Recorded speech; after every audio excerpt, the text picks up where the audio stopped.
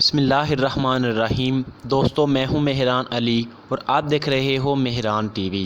آج میں آپ کو 11th کلاس کی انگلش کی شارٹ سٹوریز میں سے ایک شارٹ سٹوری کی اردو میں سمری اور اس کا تجزیہ پیش کرنے جا رہا ہوں اور اس کا نام ہے دا پیس آف سٹرنگ۔ دوستو، یہ جو ورک ہے یہ ماؤپسانت نے لکھا ہے، جو کہ فرانس کا ایک مشہور رائٹر ہے۔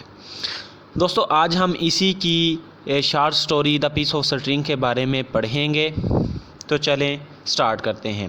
دوستو، اس سمری کو سٹارٹ کرنے سے پہلے، اس سٹوری کو سٹارٹ کرنے سے پہلے، اگر آپ نے ابھی تک میرے چینل مہران ٹی وی کو سبسکرائب نہیں کیا تو برائے مہربانی اسے سبسکرائب کریں، تاکہ جب بھی میں نئی ویڈیو اپلوڈ کروں اس ویڈیو کا نوٹیفیکیشن آپ کو مل جائے، اور اس نوٹیفیکیشن کے ملنے کے لیے آپ جو سبسکرائب بٹن کے ساتھ بیل آئیکن کا جو بٹن ہوتا ہے اسے بھی کلک کر دیں۔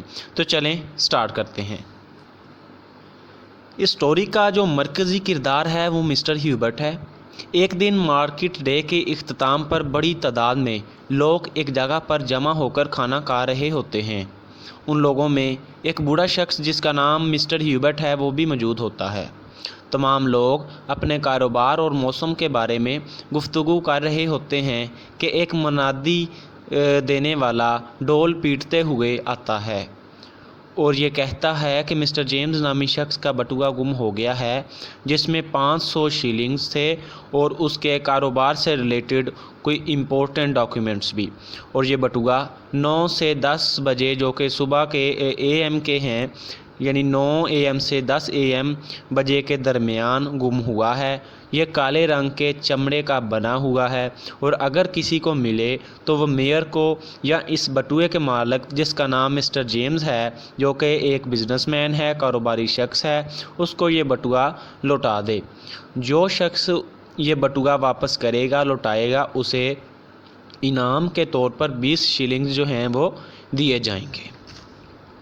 کچھ دیر کے بعد جناب وہیں پر جہاں پر تمام لوگ کھانا کھا رہے ہوتے ہیں، اکٹھے ہوتے ہیں، وہاں پر پولیس کا ایک آفیسر آتا ہے اور وہ مسٹر ہیوبرٹ کے بارے میں دریافت کرتا ہے۔ مسٹر ہیوبرٹ اسے خود بلا کر کہتا ہے کہ میں یہاں پر بیٹھا ہوں، آپ ادھر آ جائیں۔ پولیس والا کہتا ہے کہ میئر صاحب آپ سے ملنا چاہتے ہیں، اس لیے آپ میرے ساتھ میئر آفس چلیں۔ مسٹر ہیوبرٹ وہاں چلا جاتا ہے پولیس والے کے ساتھ میئر کے آفس میں۔ میئر مسٹر ہیوبرٹ سے ملتا ہے اور اسے بتاتا ہے کہ آپ کو مسٹر جیمز کا گم ہونے والا پرس اٹھاتے دیکھا گیا ہے۔ مسٹر ہیوبرٹ بہت حیران اور پریشان ہوتا ہے اور اس سے پوچھتا ہے کہ آپ کو کس نے ایسا کہا؟ میئر جواب میں کہتا ہے کہ مسٹر منانا نے آپ کو بٹوا اٹھاتے دیکھا ہے اور وہ جھوٹ نہیں بول سکتا۔ مسٹر ہیوبرٹ کہتا ہے کہ اس نے اسے بٹوا اٹھاتے نہیں بلکہ رسی کا ایک ٹکڑا اٹھاتے ہوئے دیکھا تھا، لیکن مسٹر منانا بار بار یہی کہتا ہے کہ مسٹر ہیوبرٹ نے ہی یہ بٹوا اٹھایا تھا اور وہ جھوٹ کہہ رہا ہے کہ اس نے رسی کا ایک ٹکڑا اٹھایا، یعنی کہ پیس آف سٹرنگ۔ مسٹر منانا کے بار بار اصرار پر، بار بار یہ کہنے پر کہ مسٹر ہیوبرٹ ہی چور ہے، وہ غصے میں آ جاتا ہے اور دونوں کے درمیان میں جو ہے وہ لڑائی شروع ہو جاتی ہے، اور اس کا اختتام اس بات پر ہوتا ہے کہ مسٹر ہیوبرٹ مسٹر منانا کو اور میئر کو کہتا ہے کہ اگر میں نے چوری کی ہے تو آپ میری تلاشی لے لیں۔ مسٹر ہیوبرٹ کی تلاشی لی جاتی ہے لیکن اس سے بٹوا نہیں ملتا۔ میئر مسٹر ہیوبرٹ کو چھوڑ دیتا ہے اور کہتا ہے کہ میں اب وکیل سے بات کروں گا۔ جب وہ میئر کے آفس سے نکلتا ہے تو لوگ اسے گھیر لیتے ہیں اور اس سے سوالات پوچھنا شروع کر دیتے ہیں۔ وہ لوگوں کو اپنی جیبیں دکھاتا ہے تاکہ اس سے لوگوں کو وہ یہ ظاہر کر سکے، بتا سکے کہ اس نے بٹوا نہیں چرایا اور نہ ہی بٹوا اس کے پاس ہے، بلکہ وہ بار بار یہی کہتا ہے کہ اس نے رسی کا ایک ٹکڑا اٹھایا تھا، اس نے پرس نہیں اٹھایا تھا، لیکن کوئی بھی اس پر یقین نہ کرتا۔ ہیوبرٹ گاؤں جاتا ہے اور لوگوں کو بتاتا ہے کہ وہ جھوٹا نہیں، لیکن لوگ اسے بوڑھا بدماش کہتے ہیں۔ جب بھی وہ اپنے دلائل دے کر باتیں کر کے دور جاتا ہے تو اس کی پیٹھ کے پیچھے اس کو گالیاں دیتے ہیں اور بوڑھا بدماش اور لائر جو ہے جھوٹا قرار دیتے ہیں۔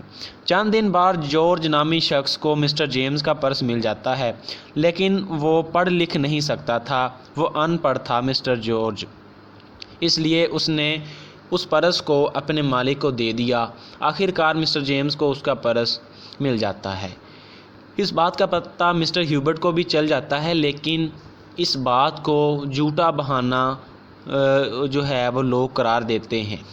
اس کے جو ارد گرد کے جو لوگ ہیں مسٹر ہیوبرٹ کے، وہ انہیں معلوم بھی ہو گیا کہ بٹوا جو ہے اس نے نہیں چرایا، اور بٹوا جو ہے وہ مسٹر جیمز کو اس کا بٹوا مل گیا ہے، جارج نامی شخص نے دے دیا ہے، لیکن وہ ابھی بھی مسٹر ہیوبرٹ کو جھوٹا اور مکار اور ایک چور ہی تصور کرتے ہیں، اور کہتے ہیں کہ یہ اس کے جھوٹے بہانے ہیں، اور لوگ مزے لے لے کر اس کی سٹوری دوسروں کو بیان کرتے ہیں۔ ان تمام چیزوں نے، ان تمام باتوں نے ہیوبرٹ کے دل پر گہرا اثر کیا، اور وہ دن بدن کمزور ہوتا چلا گیا، کیونکہ مسٹر ہیوبرٹ نے ان باتوں کو اپنے دل پر لے لیا تھا، اور ایک منتھ کے آخر تک بستر تک پہنچ گیا، بستر مرگ تک، اور پھر اگلے مہینے کے پہلے ہفتے مسٹر ہیوبرٹ مر گیا۔ آخری وقت تک وہ یہی کہتا کہ وہ جھوٹا نہیں، اس نے رسی کا ٹکڑا اٹھایا تھا، رسی کا ٹکڑا، ایک رسی کا ٹکڑا، یہی کہتا ہوا وہ مر جاتا ہے۔ ایک دن کیا ہوتا ہے کہ اس کے مرنے کے بعد پھر ایک بڑا سیلاب آتا ہے، جو تمام لوگوں کو جو ہیوبرٹ کو تنگ کرتے تھے، ان کی مال و دولت اور سامان کو، اور ان کے بچے، ان کے گھر بار، ہر چیز کو بہا کر لے جاتا ہے، اور صرف ہیوبرٹ کی قبر باقی بچتی ہے، جس پر طوفان نے یہ قرید کر لکھ دیا تھا کہ اس قبر میں وہ انسان پڑا ہوا ہے جس نے اپنی ساری زندگی سچ کے سوا کچھ نہیں بولا، لیکن وہ اپنی معصومیت کو ان لوگوں میں ثابت نہیں کر سکا، لیکن اس طوفان نے اسے سچ ثابت کر دیا۔ دوستو، یہی تھی اس چیپٹر کی سمری۔ مزید اس کے بارے میں جو معلومات حاصل کرنے کے لیے اور 11th کلاس کی انگلش کے دوسرے چیپٹرز کی سمری جاننے کے لیے آپ میرے چینل کو سبسکرائب کریں، اور کمنٹ باکس میں اپنی رائے کا اظہار ضرور کیجیے گا۔ اپنا بہت سارا خیال رکھیے گا۔ السلام علیکم۔